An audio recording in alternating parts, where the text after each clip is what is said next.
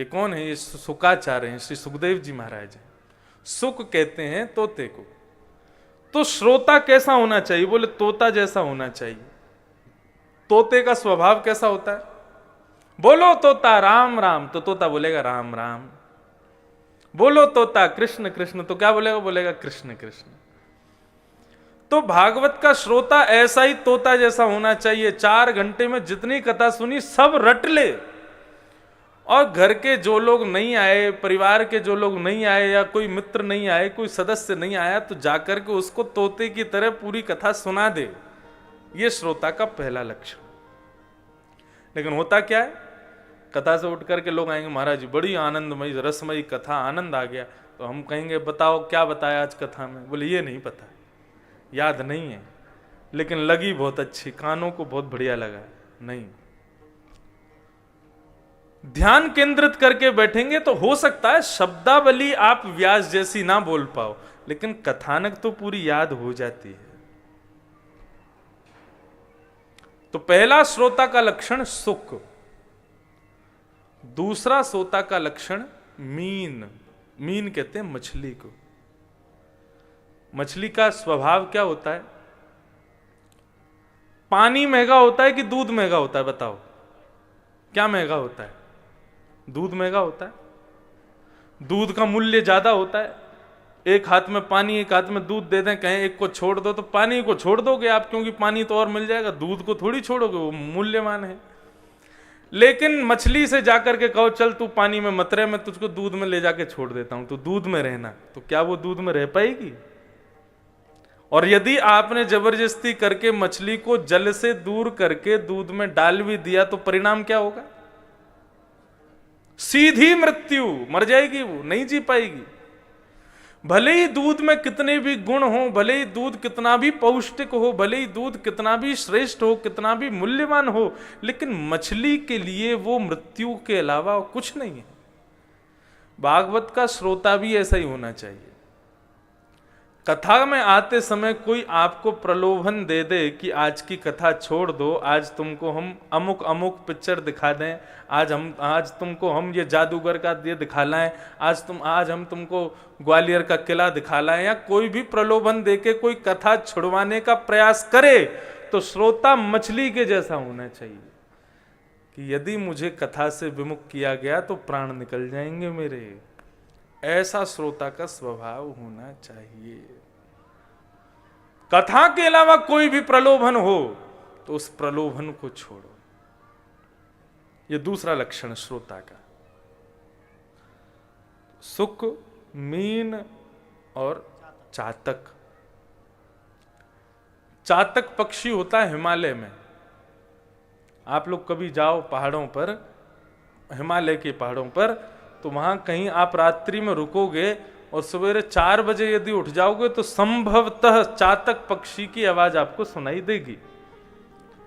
वो चातक पक्षी जब बोलता है तो उसके मुख से ऐसी आवाज निकलती है, प्यासा हूं, प्यासा हूं, प्यासा हूं।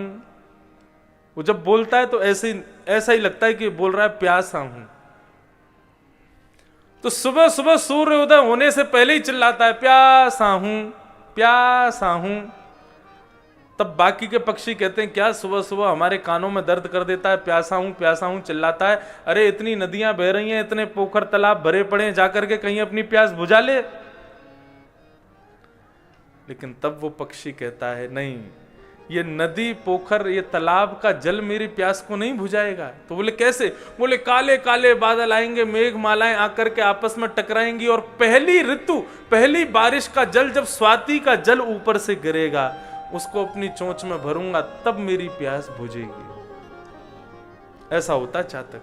वो साल भर पानी नहीं पीता। कब पानी पिएगा? बोले जब पहली बारिश आएगी साल की, तो उसके मुख में पानी को भर लेता है, तब उसकी प्यास बुझती है। तो भागवत का श्रोता भी ऐसा ही होना चाहिए।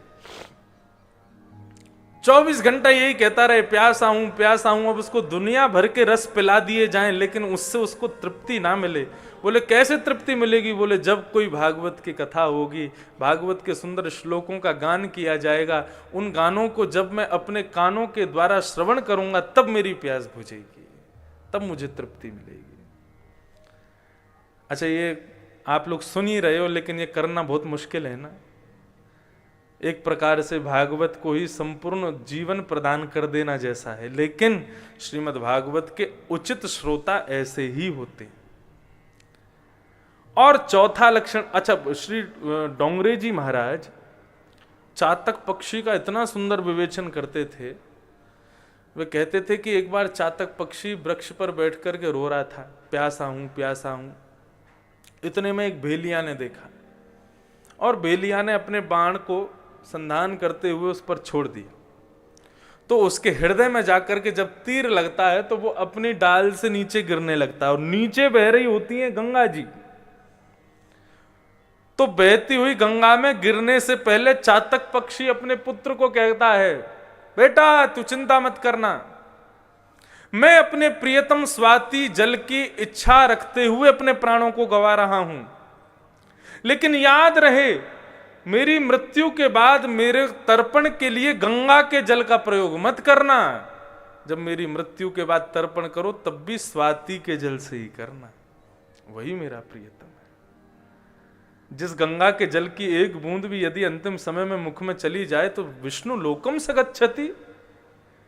ऐसी गंगा, गंगे गंगे तु यो ब्रूयात यो जनानाम सतैरपि मुच्यते सर्व पापेभ्यो विष्णु लोकम से गच्छति।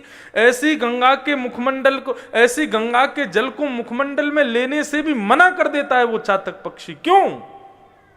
स्वाति जल का प्रेमी होता है और अपने मुख को पकड़ करके, चोंच को पकड़ करके तब वो गंगा जल में गिर करके अपने प्राणों को त्यागता है, कहीं इसका जल मेरे मुंह में ना चला जाए। इतना बड़ा प्रेमी होता है चातक। गोवर्धनवासी सांवरे पद में भी एक पद ऐसा ही है, एहरट लागी सांवरे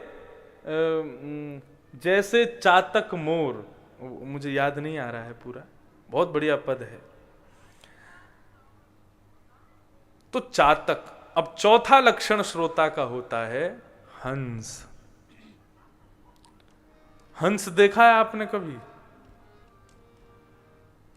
हंस का दर्शन नहीं हुआ। हंस का दर्शन केवल कैलाश मानसरोवर में ही हो पाता है। हमने किया है दर्शन, चित्र में, फोटो में देखा है। हंस पता कैसे चले कि वो हंस है? तो हंस का एक गुण होता है, वो नीर और क्षीर दोनों को अलग करने की सामर्थ्य रखता है। एक बाल्टी में आधी बाल्टी दूध हो और आधी बाल्टी पानी डाल दिया जाए तो क्या उस दूध से पानी को अलग कर दोगे आप? नहीं कर पाओगे। पानी भी दूध जैसा ही हो जाता है। लेकिन यदि हंस के सामने उसको प्रस्तुत कर दिया जाए तो हंस की एक कला होती है कि वो दूध पी जाएगा, पानी को छोड़ देगा। ये हंस की कला होती है। तो भागवत का श्रोता भी हंस जैसा होना चाहिए। क्यों? बोले कलयुग में इतनी विकृतियां, सब चीज में मिलावट आ गई है। घी में मिलावट आ गई, सब्जियों में मिलावट आ गई है, इंजेक्शनों से सब्जी बना रहे हैं, भोज्य पदार्थों में मिलावट आ गई, खाद में मिलावट आ गई, सब में मिलावट आ गई। तो फिर ऐसी कथाओं में भी मिलावट आ गई है। हर प्रकार की कथाएं चल रही हैं और हर प्रकार के वक्ता हर प्रकार से कथाएं कर रहे हैं, लेकिन श्रोता को वक्ता में और वक्ता की कथा में कैसी बुद्धि रखनी चाहिए? बोले हंस जैसी। क्या? बोले वक्ता फालतू बात ज्यादा करते हैं। तो फालतू बात मतलब जल, उसको छोड़ो, तुम केवल दूध पीते जाओ, जो तुम्हारे लिए ग्राह्य है उसको लेते जाओ, उसको ग्रहण करते जाओ, लेकिन उस वक्ता के प्रति कभी भी दोष बुद्धि मत रखना। उन्होंने ऐसा क्यों बोला? पाखंड का विरोध होना चाहिए और लोग करते भी हैं, लेकिन विरोध उसके स्तर के लोग ही करें, श्रोता को नहीं करना चाहिए। श्रोता अपने स्वभाव में कभी भी न्यूनता ना आने दे। वो कथा को श्रेष्ठ माने, वक्ता को श्रेष्ठ कभी ना माने। वक्ता को केवल 4 घंटा ही घास डाले, बोले हाँ ये श्रेष्ठ है, उसके बाद में वो भी साधारण है, उनमें कोई, हम तो खूब अपनी कथाओं में क्रिकेट खेलते हैं, खूब बल्लाबाजी खेलते हैं, खूब आनंद करते हैं, लेकिन जैसे ही मंच पर आएंगे तो व्यास मंच की मर्यादा भी देखते हैं। तो श्रोता को कैसा होना चाहिए? हंस जैसा, और नीर क्षीर का विवेचन करे। ये तो हैं 4 प्रवर श्रोता, और ऐसे ही हैं 4 अवर श्रोता। ये अवर श्रोता कैसे होते हैं, इनके बारे में सुन लो। पहला बताया, बोले लोमड़ी। बोले ये कैसे होते हैं? बोले कथा शुरू हो गई 2 बजे, लेकिन कथा में पहुंचेंगे कब? बोले 4 बजे। और 4 बजे आएंगे, पूरे पीछे से बैठे हुए कूदते फांदते एक दूसरे के ऊपर और लाद करके सबसे आगे आकर के बैठ जाएंगे, ना किसी को सुनने दिए, ना कुछ नहीं, सबको परेशान और कर दिए। दूसरे कौन होते हैं? बोले दूसरे होते हैं ऊंट। बोले ऊंट वालों का क्या होता है? ऊंट को यदि रसगुल्ला खिला दिया जाए तो ऊंट पागल हो जाएगा। ऊंट को क्या खिलाओ? बोले नीम के पत्ते खिलाओ, बबूल के कटेले और विषैले उसको पदार्थ खिलाओ, उनसे उसको सुख मिलता है। ऊंट को कभी देखो नीम खाएगा, बबूल के जिसमें कांटे होते हैं वो खाता है ऊंट, क्यों? उसमें उसको सुख मिलता है। और गलती से किसी ने गुलाब जामुन रसगुल्ला परोस दिया तो ऊंट परास्त हो जाएगा, बोले ये क्या खिला दिया मुझको। ऐसे ही श्रोता कई लोग कैसे होते हैं, वो कथा में आएंगे, पता क्या बोलते हैं? महाराज जी थोड़ा राजनीति पे भी प्रकाश डाला करो, कांग्रेस भाजपा इनके बारे में भी बोला करो आप, महाभारत के प्रसंग को, जहां पर युद्ध हो रहा हो, लड़ाई झगड़ा चलता हो, ऐसे प्रसंग ज्यादा सुनाओ। मतलब उनको रसमयी कथा से कोई मतलब नहीं है, वो उसी के चक्कर में बैठे रहते हैं। कब दुर्योधन भीम की लड़ाई हो, कंस कृष्ण की लड़ाई हो, रावण राम की लड़ाई हो, ये लड़ाई झगड़े वाले प्रसंग उनको बड़े पसंद होते हैं। तो जो फालतू की बकवाद सुनने में जिनकी रुचि होती है, ऐसे उनको कहते हैं अवर, ऊंट की श्रेणी के श्रोता। तीसरे बताए गए वृषभ। वृषभ यानी बैल। बोले ये कैसे होते हैं? बोले इनको कथा से मतलब नहीं है। तो बोले किससे मतलब है? बोले कथा सुनने के बाद में बाहर प्रसाद वितरण हो रहा है, उसके लिए आते हैं कथा में, कि जाते समय हमको बूंदी मिलेगी, जाते समय लड्डू मिलेंगे, बढ़िया प्रसाद। उसको कुछ भी, बैल को ये नहीं देखता क्या खा रहा हूं, उसको बस खाने को चाहिए, कुछ भी दे दो लेकिन खाने को चाहिए। तो ऐसे को बताया गया वृषभ, वृषभ की कोटि का। इसी प्रकार एक चौथा श्रेणी और है, मुझको स्मरण नहीं आ रही, वो उनको बताते हैं कि वो कथा में आकर के करते क्या है। बोले कुछ नहीं, अगल बगल वालों को डिस्टर्ब करेंगे। बोले ये वक्ता तो ऐसे बोल रहे हैं, वो ऐसे बोलते थे। इनको बोलते हैं सरोता। ये श्रोता नहीं, सरोता।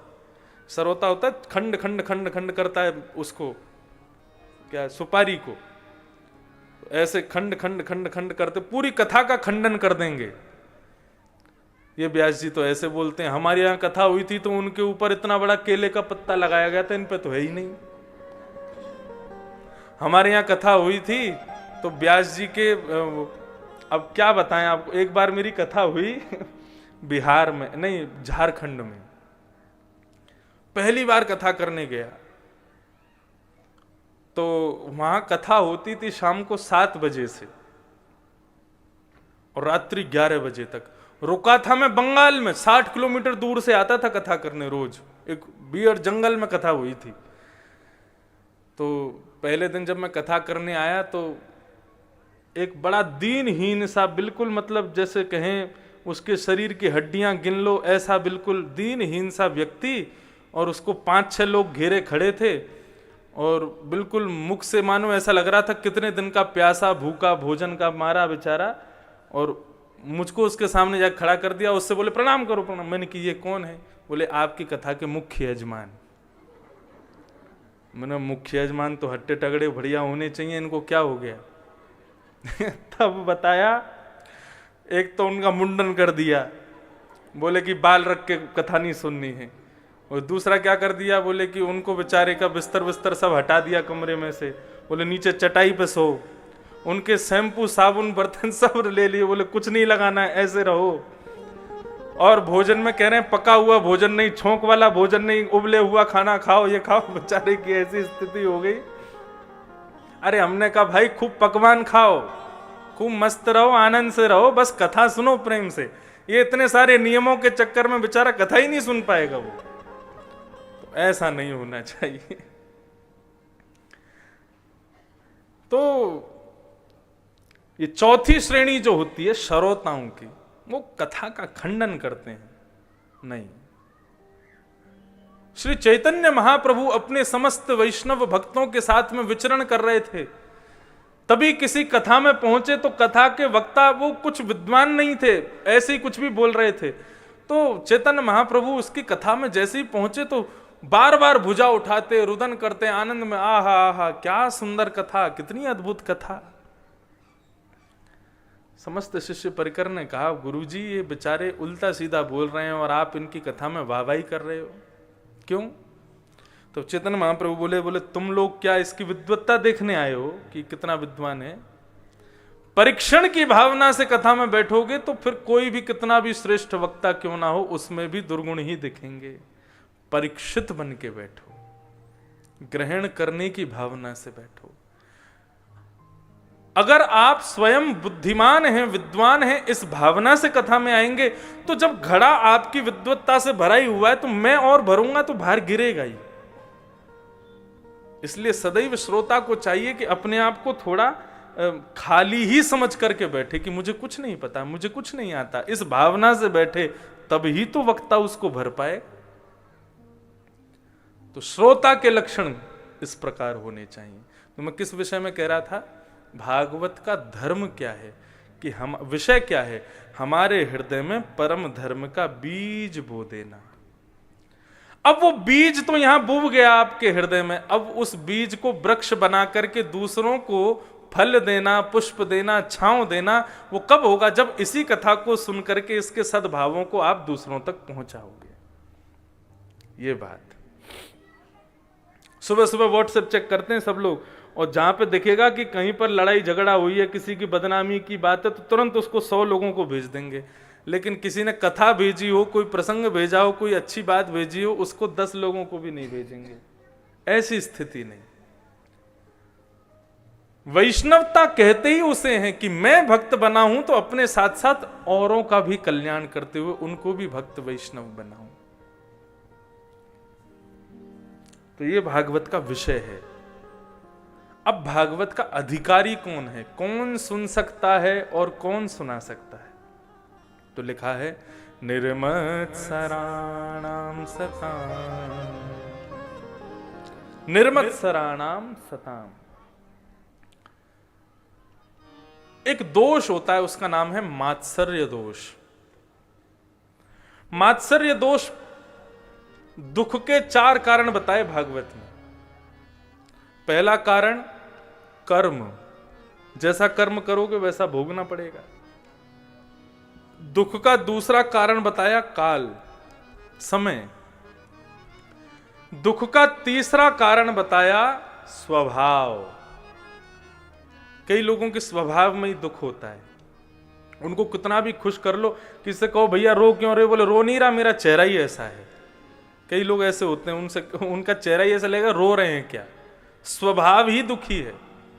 और चौथा दुख का कारण है मात्सर्य। मात्सर्य मतलब अपने दुख से दुखी नहीं है, दूसरे के सुख से दुखी है।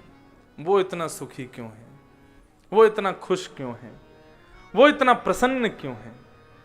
ये मात्सर्य दोष जिसके अंदर है, क्षमा कीजिएगा, ऐसा व्यक्ति ना तो कथा कहने का अधिकारी बन सकता है और ना सुनने का अधिकारी। जो दूसरे के दुख से, सुख से दुखी है, ऐसे व्यक्ति को कथा कहने का भी अधिकार नहीं है। मात्सर्य दोष से बचिए। निर्मत्सराणाम सताम, हृदय में जिसके में निर्मत्सरता है, यदि किसी श्रेष्ठ व्यक्ति को वो देखता है तो श्रेष्ठ व्यक्ति को देख करके उसकी और सराहना करे और प्रशंसा करे, ऐसे व्यक्ति को कथा कहने और सुनने का अधिकार है। अगर कोई मात्सर्य दोष से युक्त कथा में आ भी जाए और कथा सुनने लग जाए तो श्रीमद् भागवत की कथा उसको पल्ले नहीं पड़ेगी, समझ नहीं आएगी, कृपा नहीं होगी। जिस प्रकार 11वीं की कक्षा की परीक्षा देने के लिए 10वीं कक्षा पास करनी पड़ती है, 9वीं से सीधे किसी को 11वीं कक्षा में भेज दोगे तो फेल हो जाएगा। ठीक उसी प्रकार श्रीमद् भागवत की इस सुंदर वार्ता को सुनने के लिए मात्सर्य दोष की मुक्ति बहुत जरूरी है। यदि सदैव सबके प्रति ईर्ष्या की भावना हृदय में है और ऐसी स्थिति में कथा श्रवण के लिए जाओगे तो कथा समझ नहीं आएगी। लेकिन हां, एक बात सुनो, यदि कोई मात्सर्य दोष मेरे भीतर से निकल जाए, इस भावना से कथा में जाए कि मेरे अंदर ईर्ष्या बहुत है। अच्छा, ईर्ष्या दोष ऐसा है कि किसी को कह दो कि आपके अंदर क्रोध है तो वो स्वीकार कर लेगा, किसी को कह दो कि आपके अंदर बहुत लोभ है, ये भी स्वीकार कर लेगा, किसी से कहो आपके भीतर बहुत दंभ है, ये भी एक बार को स्वीकार कर लेगा, लेकिन किसी से कहो तुम्हारे अंदर ईर्ष्या बहुत है, ये स्वीकार नहीं करता मानव। आप कैसे कह सकते हैं मेरे अंदर ईर्ष्या है? ईर्ष्या को व्यक्ति स्वयं स्वीकार कर सकता है कि हां मेरे अंदर ईर्ष्या है, और इस भावना को रख के कि मुझे ईर्ष्या, इस मात्सर्य दोष से दूर होना है, इस भावना को रख के कथा में आवे तो सप्ताह यज्ञेन कलौ पुनन्तिते, ये सप्ताह कथा उसके हृदय से ईर्ष्या दोष को नष्ट कर देगी।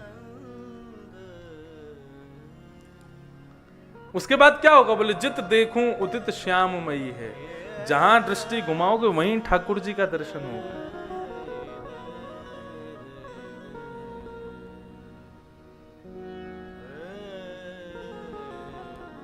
रैदास जी एक गांव में रहते थे, सावधानी से सुनना। गंगा जी में स्नान करने के लिए गए तो गंगा स्नान करते समय उनको अपने पैरों के नीचे कुछ अनुभव हुआ। तो जैसे ही उन्होंने डुबकी लगा करके वो निकाला तो वे उनके सेव्य ठाकुर जी उनको मिल गए, छोटे से। उन ठाकुर जी को देख करके हृदय से लगा लिया, बोले जय हो मेरे लाल जी, आप कृपा करके पधारे, अब आपकी सेवा मैं करूंगा। बहुत सावधानी से सुनना। ईर्ष्या दोष भगवान को प्रिय नहीं है। तो श्री रैदास जी महाराज उन ठाकुर जी को अपने घर ले आए, अपनी कुटिया में ले आए। रैदास जी की सदैव इच्छा रहती थी कि कभी बद्रीनाथ जाऊं, केदारनाथ जाऊं, गंगोत्री जाऊं, द्वारिका जाऊं, रामेश्वरम जाऊं, लेकिन कैसे जाऊं? जब ठाकुर जी उनके पास आए तो रैदास जी ने मन में विचार कर लिया कि ठाकुर जी मेरे पास आकर कह रहे हैं अब तुझे कहीं जाने की जरूरत नहीं, मैं ही तेरे पास आ गया हूं। तो उन्होंने अपनी कुटिया को विभाजन कर दिया। कैसे? एक कोने में ठाकुर जी को विराजमान कर दिया, एक कोने का नाम बद्रीनाथ रख दिया, एक कोने का नाम द्वारिकाधीश रख दिया, एक कोने का नाम रामेश्वरम रख दिया, एक कोने का नाम वृंदावन रख दिया। और क्या करते? ठाकुर जी की सेवा करते और ठाकुर जी से कहते ठाकुर जी चलो तुमको बद्रीनाथ घुमा लाएं, तो ठाकुर जी को उठा के दूसरे कोने में रख देते, ये रहे बद्रीनाथ। वहां से उठा करके चलो ठाकुर जी तुमको वृंदावन ले चले, तो दूसरे कोने में ले जाते, बोले ये है, ओहो ये वृंदावन आ गए। अभी जब लॉकडाउन लगा था तो उस समय कई वैष्णवों ने ऐसा किया। अब कहां जाएं? वृंदावन नहीं जा पा रहे, द्वारिका नहीं जा पा रहे, बद्रीनाथ आदि कहीं नहीं जा पा रहे, तो क्या करें? अपने घर में बहुत सारे कमरे हैं, सब कमरों के नाम रख दिए। इसका नाम क्या? बोले बद्रीनाथ। रसोई घर का नाम बोले जगन्नाथ। वहां पर अन्न दाल भात ही मिलता रहता है हमेशा, 24 घंटे कभी चले जाओ, 12 महीने दाल भात मिलेगा। सोने का स्थान जहां पर पौड़ते हैं बोले रंगनाथ, श्री रंगनाथ भगवान से सैया पर पौड़े हुए। दफ्तर का जहां काम कर रहे हैं, अब तो घर से ही सब काम कर रहे थे, तो क्या उसका नाम क्या रहा? बोले द्वारिकापुरी। बोले ये यहाँ पर राजा बनकर के सब काम कर रहे हैं। तो अब घर में आपस में चर्चा चलती तो क्या कहाँ जा रहे हो? बोले वृंदावन जा रहे हैं। बोले वृंदावन वो रहा। आप कहाँ जा रहे हो? बोले हम जगन्नाथपुरी जा रहे हैं। आप कहाँ जा रहे हो? हम द्वारिकापुरी जा रहे हैं। तो सारे तीर्थ धाम घर में ही भाव से प्रकट हो जाएंगे। श्रीमद् वल्लभाचार्य जी महाराज कहते थे कि भगवान को व्यंजन की पूजा से ज्यादा भाव की पूजा प्रिय है। एक भक्त ने कहा कि मेरे पास इतनी धन सामग्री नहीं है कि मैं ठाकुर जी को विविध विविध पदार्थों से भोग लगा सकूं, क्या करूं? श्रीमद् वल्लभाचार्य जी महाराज बोले पदार्थ खरीद नहीं सकता, लेकिन पदार्थ का चिंतन तो कर सकता है। चिंतन तो फ्री में मिल जाता है, तो क्या करो? बोले ठाकुर जी को सामने विराजमान करके नेत्र बंद कर लो और बोले ठाकुर जी आज आपको पंचामृत से अभिषेक कराएंगे, ये लो दूध से स्नान, ये लो घी से स्नान, ये लो शर्करा से स्नान, ये लो मधु से स्नान। लेना कुछ नहीं है, बस सोचना है कि हम करा रहे हैं। इमेजिनेशन। अब आप लोग वहां बैठे हो, वहां बैठ करके केवल सोच लो आंख बंद करके कि मैं मंच पर खड़ा हूं, तो आपकी जो सोचने की प्रक्रिया है वो पूरे दृश्य को इस प्रकार क्रिएट कर देगी कि आपको लगेगा कि आप सच में मंच पर खड़े हो। तो ऐसे श्रीमद् वल्लभाचार्य जी बोले कि अपने मन में केवल भाव रख लो कि हम ये प्रस्तुत कर रहे हैं, भाव से ही ठाकुर जी प्रसन्न हो जाएंगे। तो उनका भक्त रोज ठाकुर जी का पंचामृत से अभिषेक करता। पंचामृत से अभिषेक करने के बाद में अब गरम गरम जल से अभिषेक किया। ठाकुर जी को बढ़िया सुंदर एक सुंदर वस्त्र से ठाकुर जी के अंगों को पोंछा। ठाकुर जी को बढ़िया मखमल के वस्त्रों से बने हुए वस्त्र अलंकार धारण करा दिए। ठाकुर जी को सुंदर इत्र धराया है, ठाकुर जी के स्वर्ण के नेत्र धराए हैं, स्वर्ण का मुकुट धराया है। ये सारी सेवा केवल सोच रहा है। अब ठाकुर जी तैयार हो गए, चलो दूध भोग लगाओ। दूध रख दिया, दूध फीका है, इसमें थोड़ी सी केसर डालो, इलायची डालो, बढ़िया काली मिर्च डालो। अच्छा चलो चीनी डालो, 1 चम्मच, 2 चम्मच, 3 चम्मच। अरे चीनी तो बहुत ज्यादा हो गई, चलो 1 चम्मच निकाल लो। जैसे ही दूध में से 1 चम्मच निकालने लगा तो भगवान सच में प्रकट हो गए। हाथ पकड़ लिया उसका, जैसे ही नेत्र खोल करके देखा तो सामने द्वारिकाधीश बैठे। बोले प्रभु आप कैसे प्रकट हुए? बोले मैं ये कहने को प्रकट हुआ हूं, तेरी सच की चीनी लग रही है जो तू निकाल रहा है उसको। अरे क्यों निकाल रहा है? लग गई तो लग गई। अब तो भाव ठाकुर जी को अति प्रिय है। हमारे ठाकुर जी जब विचरण करते हैं, घूमने जाते हैं, अमेरिका कनाडा सब जगह घूमे आए हमारे ठाकुर जी। हम क्या करते हैं? और फ्लाइट में बैठे हैं, 16 घंटे की फ्लाइट है, क्या करें? तो गोद में बैठे बैठे ठाकुर जी को बस भाव रख ले। ठाकुर जी देखो 56 भोग आए हैं, गोवर्धन से बन के आए, तो सुगंधी आई आपको। मोहन थार, मेवा, बाटी, मठरी, मैसूर पाक सब आइए, देखो पाओ, भोग लगाओ। और एक और बात, हम अपने ठाकुर जी के बिस्तर के नीचे 500-1000 रुपए और रख देते हैं कि जगह जगह कहीं पे आपको दुकान मिले तो खुद खरीद के खा लेना। तो ये भाव ही प्रमुख है भक्ति में। सिद्धांत में सबसे श्रेष्ठ भाव ही है। तो श्री रैदास जी अपने ठाकुर जी की सेवा करते थे। कुछ लोगों को उनसे ईर्ष्या होने लगी। बोले इसके पास जो ठाकुर जी हैं इनको धन सिद्ध है, देख रहे हो रैदास पर कितनी कृपा हो रही है, खूब धन आ रहा है, खूब सब संपत्ति अपने आप आ रही है इसके पास। तो उन लोगों ने क्या कहा कि राजा के पास जाकर के प्रस्ताव कर दिया कि हे राजन, ये जो रैदास जी महाराज हैं इनको भगवान की पूजा का अधिकार नहीं है, ये पूजा का अधिकार तो हम ब्राह्मणों को है। आप इनसे कह करके और इनके ठाकुर जी हमको दिलवा दो। वेद मंत्र आदि वेद पुराणों के सब उन्होंने सब बता दिए नियम कि कहां कहां क्या क्या लिखा है। राजा ने रैदास जी को बुलाया, रैदास जी से कहा कि ऐसे ऐसे बात है, क्या करना चाहिए? बोले आप राजा हैं, आज्ञा करो। ठाकुर जी को मैं तो लाया नहीं, स्वयं पधारे हैं वो। तब राजा ने कहा एक काम करते हैं, अपने ठाकुर जी को हमारे राजभवन में लेके आओ और एक तरफ ये सब लोग बैठेंगे, एक तरफ आप बैठ जाओ। दोनों अपनी पूजा पद्धति से ठाकुर जी को प्रसन्न करने का प्रयास करो, जिससे ठाकुर जी रीच करके उसकी गोदी में आ गए, ठाकुर जी उसी के। रैदास जी बोले ठीक है, आपकी जैसी आज्ञा। अब तो वो सब लोग जो ईर्ष्या में ठाकुर जी को पाना चाह रहे थे कि इनसे धन आता है, उन्होंने दुनिया भर के पदार्थ, दुनिया भर की सामग्रियां, ना जाने कहां कहां के तीर्थों का जल मंगाया। ठाकुर जी का इससे अभिषेक करेंगे, ये करेंगे, वो करेंगे, और पूरे महाराज राजभवन को सामग्रियों से भर दिया। 56 भोग मंगाए, इतनी सामग्रियां मंगाई, इतने जल मंगाए, इतने घड़े मंगाए, इतने बड़े बड़े विद्वानों को बुलाया। बोले इन सब से रीझ करके ठाकुर जी हमारे पास आएंगे। रैदास जी कुछ नहीं लेके आए, अकेले आए, अपने ठाकुर जी को सिंहासन पर विराजमान कर दिया।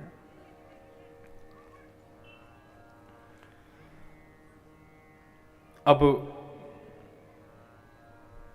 उन सब लोगों ने ठाकुर जी की स्तुति गाना शुरू किया, स्तवन शुरू किया, 56 भोग लगाए, यज्ञ किए, हवन सामग्री मंगाई, खूब बढ़िया यज्ञ किया, ठाकुर जी का पंचामृत से अभिषेक, अद्भुत अभिषेक किया।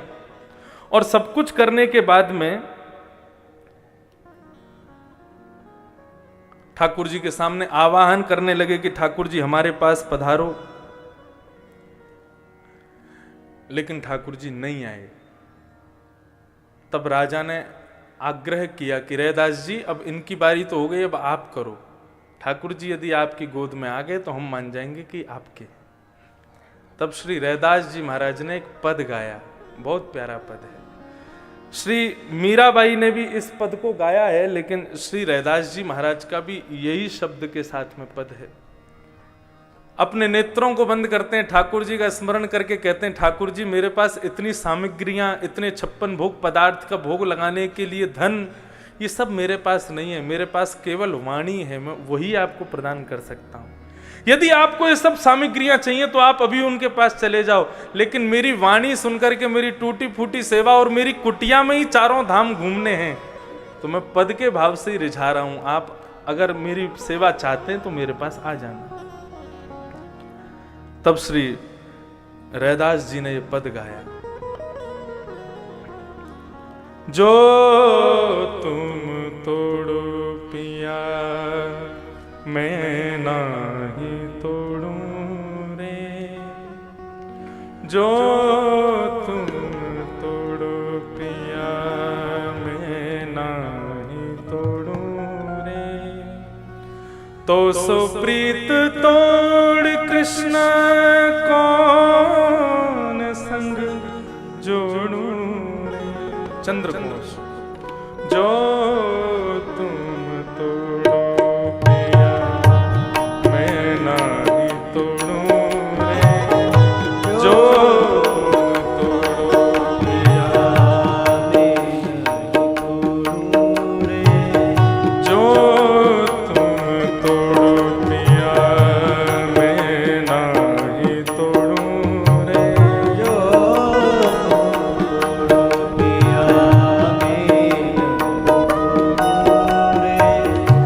तो सो प्रीत तोड़ राम कौन संग जोड़ू रे, तो सो प्रीत तोड़ राम कौन संग जोड़ू रे, जो तुम तोड़ो राम मैं नाही तोड़ू रे,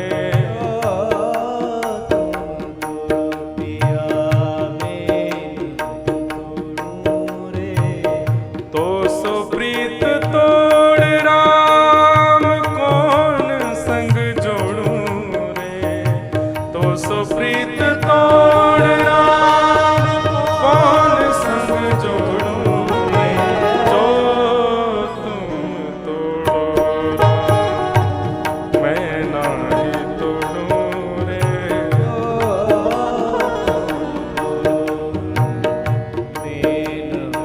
जय हो गाइए।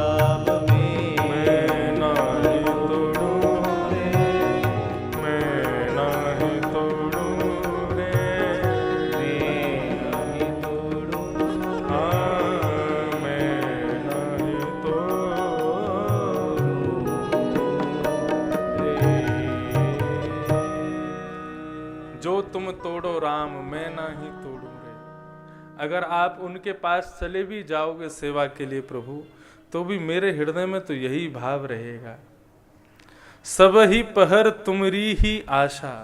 दिन भर में जितने प्रहर हैं, मेरी आशा केवल आपसे है, मेरे केवल आप ही हैं जिससे मैं आशा करूं। लेकिन आप आशा करवाने वाले आपके लिए तो हजारों हैं, लेकिन मेरे लिए तो केवल आप ही हो प्रभु, और कोई नहीं है।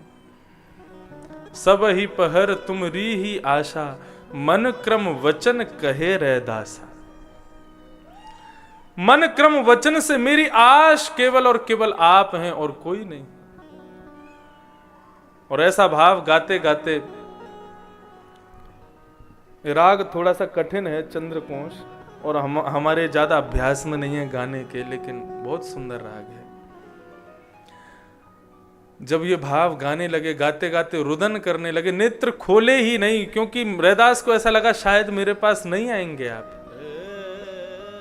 जब भी नेत्र नहीं खोले, रुदन करते रहे, नेत्रों से अश्रुपात होते रहे और गाते रहे, तब ठाकुर जी की मूर्ति वहां समस्त नगर वासियों के सामने, राजाओं के सामने, तभी देखते हैं कि राज सिंहासन से मूर्ति अपने आप उठ करके जाती है और जाकर के श्री रैदास जी की गोद में बैठ करके उनको अपने हृदय से लगा लेती है। और श्री रैदास जी अपने अंक में भर के ठाकुर जी की उस सुंदर प्रतिमा को अपनी कुटिया में चले जाते हैं। ठाकुर जी अति व्यंजन, अति बड़े बड़े उत्सव करने से ठाकुर जी को बहुत प्रसन्नता होती है, ऐसा नहीं है। मैं अपने लाल जी के खूब उत्सव करता हूं, अपने ठाकुर जी के खूब कथाएं कम, उत्सव ज्यादा करता हूं। लेकिन यदि उन उत्सवों में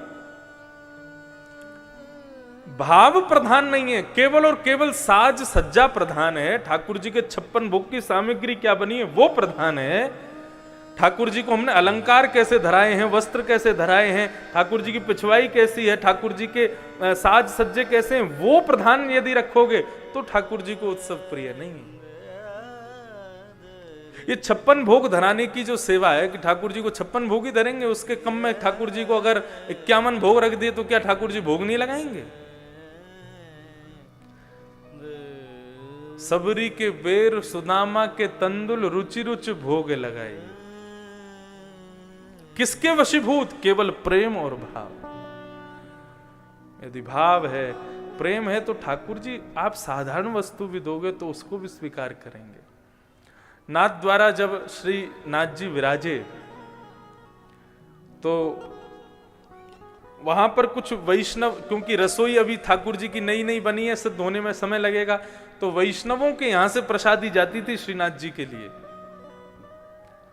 तो मंदिर के गुसाई जी पत्तल भेजते थे, दोना भेजते थे, और वो पत्तल दोना देख करके वैष्णव समझ जाते थे कि इतनी सामग्री हमको बनानी है। तो रोज सबका समय आता था, भाई तुम सुबह बाल भोग की सेवा तुम करोगे, राज भोग की सेवा तुम्हारी होगी, उत्थापन भोग की तुम्हारी, शयन भोग की तुम्हारी। तो ऐसे सबको सेवा देते थे। तो एक दिन एक अकिंचन ब्राह्मण, वो ज्यादा धनवान नहीं था, उसकी सेवा आ गई और उसके यहां पत्तल आई, बोले इतनी सामग्री बना के भेजो। मन में सोचने लगा क्या करूं, कैसे करूं। गुसाई बालक के पास दौड़ा दौड़ा गया, कहा कि प्रभु मैं इतनी सामग्री नहीं बना सकता, हमारे यहाँ तो एक दिन भोजन बन जाए, 3 दिन तक उसी को चलाते हैं, हम ठाकुर जी का भोग कैसे लगाएं। तब उन्होंने भी श्रीमद वल्लभाचार्य जी के उसी भाव को बताया। बोले सदगुरुदेव कहते हैं, श्रीमद जगतगुरु वल्लभाचार्य कहते हैं कि भाव सामग्री में केवल भाव का ही चयन कर लिया जाए तो भी ठाकुर जी स्वीकार करते हैं। तुम जो जो सामग्री बनाना चाहते हो, दोना पत्तल पर हाथ रख के केवल स्मरण कर लो और फिर बिना देके उसको ढक करके मंदिर भेज दो, ठाकुर जी अपने आप सब स्वीकार कर लेंगे। उसने वही किया, अपने घर जाकर के दोना खाली, पत्तल खाली, अब क्या करें, बना तो सकते नहीं, इतनी सामग्री है नहीं। तो सब में सोच लिया, इसमें ठाकुर जी के हलवा, इसमें ठाकुर जी के लिए मोहन थार, इसमें ठाकुर जी के लिए दाल, इसमें सब्जी, इसमें रोटी, इसमें पूड़ी, इसमें कचौड़ी, ऐसे सब में भाव करते हुए और नेत्र बंद से ही उसके ऊपर वस्त्र डाल दिया और थाली सजा करके और मंदिर में ले जा करके पधराई।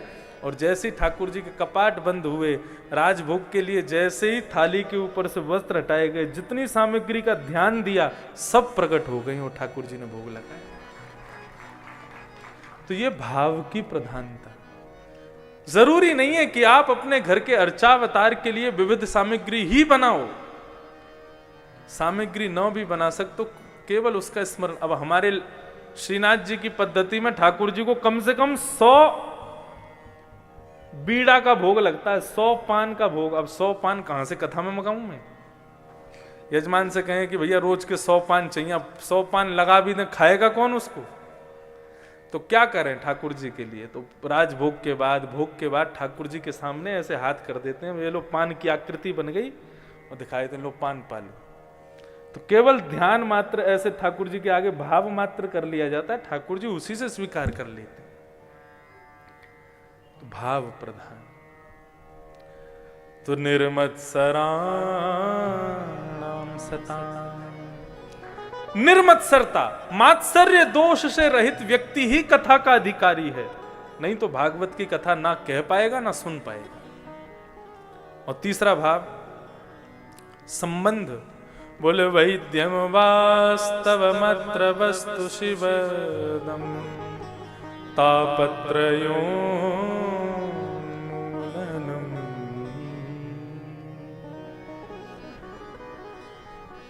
श्रीमद् भागवत का विषय संबंध क्या है? बोले ये हमारा संबंध किससे कराती है? देखो 7 दिन की कथा है और प्रत्येक दिन की कथा जो है वो फेरे के भाव से होती है। हर दिन की कथा सुनकर के नंद नंदन के साथ में आप लोग फेरे लगा रहे हो, एक एक दिन एक एक फेरा पूरा होता चला जा रहा है।